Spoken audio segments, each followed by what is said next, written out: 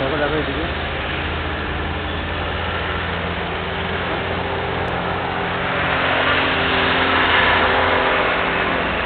খালি ওই দেখে আমার আড়ালে রয়েছে।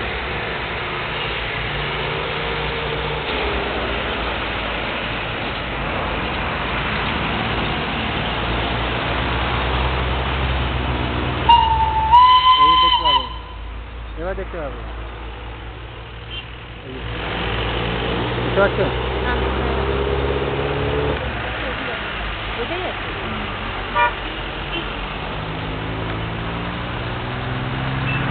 একটু ঘুমাই কিনে